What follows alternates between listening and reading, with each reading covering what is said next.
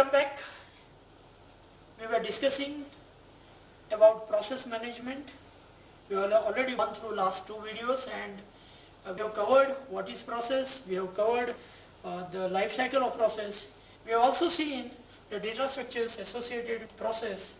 To begin with, we have seen the importance of process control block, and we have also seen one more important concept called as context switching. So let's move ahead.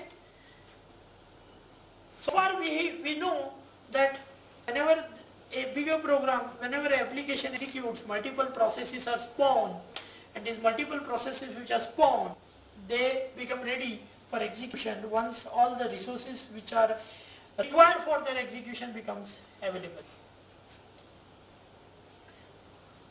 Few processes stay in the new queue, processes which are required for execution at that moment, who acquire all the resources as well as memory in main memory. They are brought in the ready queue, and one which is having highest priority is taken of execution and it goes in the running queue.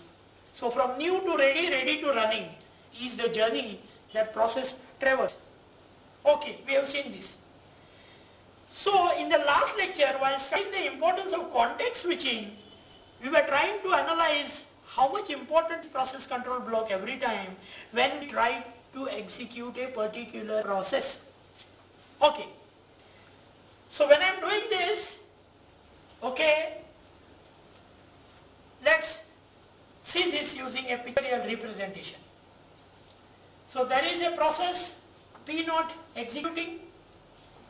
While this process P0 is executing, okay, a process with a higher priority, process P1 is having a higher priority, and process P0, maybe let's consider having a lower priority, comes into picture. So P0 has started executing, suddenly P1 comes into picture. So what I have to do, what I have to see here, this is my CPU and CPU is already executing P1.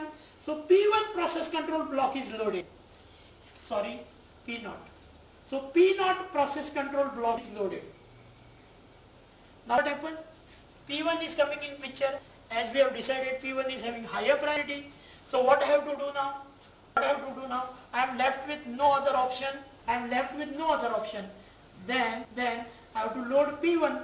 Then now I have to load P1, right? So what I'll do now? I will load P1, and a process control block which is concerned with P1 will be loaded. And what is thrown out? P0 PCB is thrown out. This is thrown out. It goes out. And this comes in. This is what is context switching. So now, once the execution of process P1 is over, I have to resume the execution of P0. So I have to again throw this P1 out and again load P0. Again continue with execution of. This is what the circus is all about. See, I have to execute an application. If there are 10 processes, every process is given 1 second. And if I say this task of removing previous process and bringing in new process, removing the process control block of previous process, loading the process control of new process, loading the new process and unloading the old process. If this takes 2 seconds, see there are 10 processes, every process will take 1 second for execution, but loading and unloading of the process, whatever is done, takes 2 seconds. What is the problem? Actual cooking task takes lesser time than housekeeping task. And this is how a poor arrangement of the process in memory leads to poor performance of the system. It leads to poor performance of the system. See, we are executing less and doing job of moving the important not required block out and bringing the important process block. We are busy more in housekeeping work rather than doing cooking. This type of scheduling techniques definitely bring down the performance of the system, and that is why we definitely move ahead, okay, we definitely move ahead and we see in more depth how this is done internally and what are other important data structures involved, so that we can finally come to better scheduling techniques so that less of the CPU time is wasted, less of the housekeeping works is taken care of, and the system performance is increased.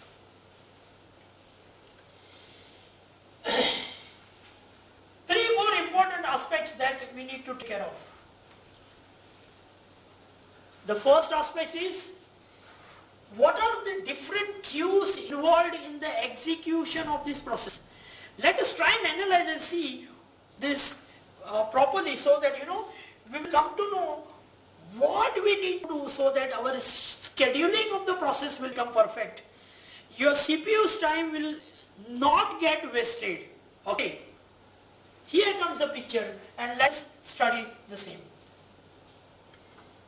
So, as I said, the process, when the system is executing an application, once the application starts executing, multiple number of processes gets created.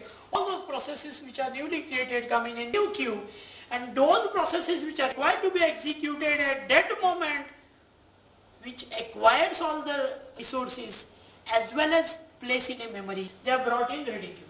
So we have seen this multiple times. Now from ready queue, the process that I need to execute right now, having the highest priority, is brought under CPU. CPU starts executing. There is a small problem here which needs to be taken care of. Now, basically, processes are of two types. Some processes are CPU bound processes, whereas some processes are IO bound processes. Now, what are CPU bound processes? A process which requires more of the CPU attention is a CPU bound process. So there may be a process which requires only attention of CPU, no resources are required. Only CPU can do all the required operation. But there are some processes which require multiple input device, multiple output device, multiple resources, and small time with CPU. So maybe I have to read some information from input device and I have to store it in some output device where the calculation part is very small. So the requirement of CPU is less and requirement of those input and output devices more. So such devices, processes are output bound processes, IO bound processes. Now see the fun. Just think if time and again a process that is dispatched from the ready queue and brought in the CPU is only CPU bound process. What will happen? All the IO devices will remain unutilized.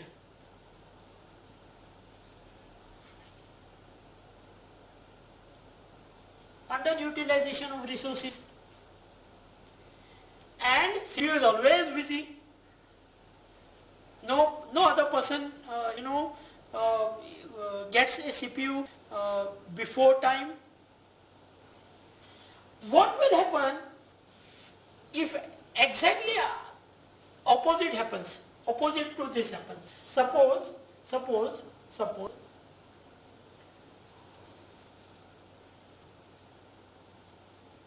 all the processes which are brought in are again and again, they are IO bound processes only.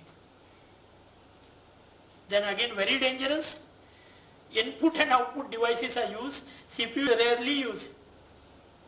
Underutilization of CPU, you will think from computer programmers' point, it is an offense. Your CPU is the most important element and care must be taken there. Its important valuable time is not wasted. You should plan your activity so that optimum utilization of CPU is happening. So someone must be there who should take care that which process must be dispatched to CPU. So equal amount of IO bound, equal amount of CPU bound processes must be dispatched to CPU so that you maintain the degree of programming. Mark this word, degree of programming. You should balance the system operation so that equal number of IO resources as well as the CPU is utilized and you maintain the degree of programming. If you do not maintain the degree of programming, your system will underperform. So there must be someone, so I'll write here star, there must be someone. So there is some program who is actually doing this. What? Dispatching of a process to CPU. There is some dispatcher who is dispatching a process to CPU. So he is one who should be responsible to take care that equal amount of CPU and IO bound processes are dispatched. Second important thing. As we know, CPU will throw out the process. CPU will throw out the process, and the multiple reasons is, one, if the process needs some IO and it is not having.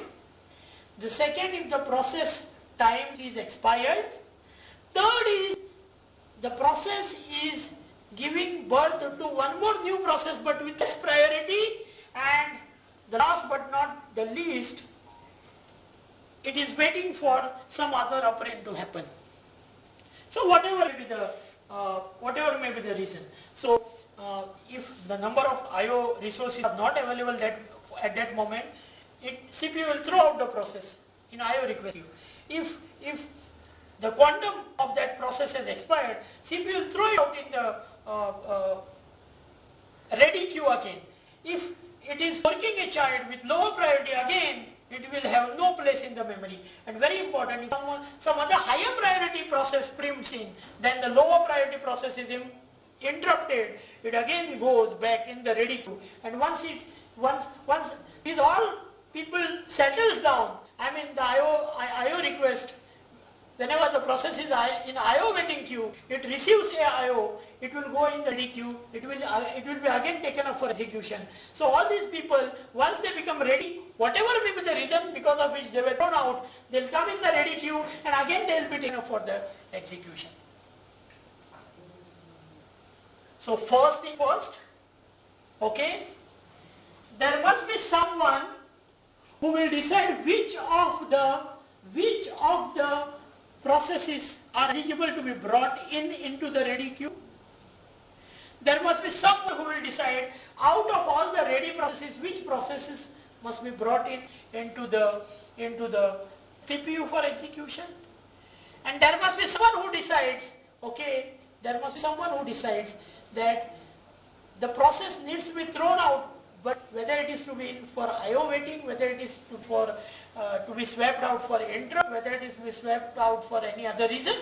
So that must be the third person who should take care of swapping out activity. There are three places where this is happening. Once from the new queue to ready queue, once from the ready queue into the CPU, and once from CPU back into the ready queue, whatever may be the reason.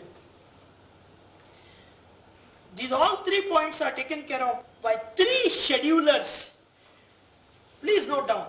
These 3 things are taken care of by 3 schedulers. Scheduler number 1 is called as a long-term scheduler.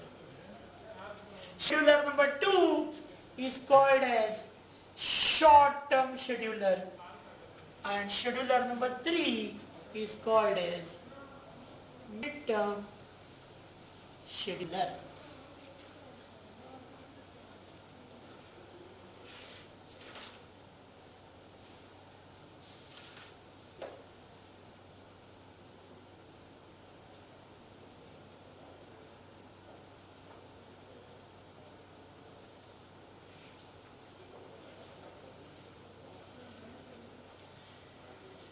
So, these schedulers play a very important role. These schedulers play a very important role in smooth functioning of system, because they are taking care of maintaining degree of programming.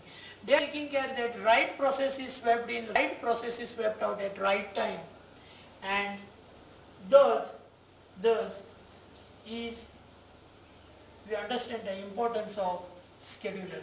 So is the long-term scheduler selects which process should be brought in ready queue. The short-term scheduler select which process should be executed next. Okay, and the mid-term scheduler which decides which process to be swept out and for what reason.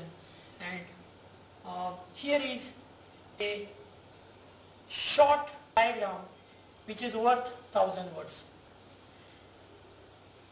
That is all for today's lecture.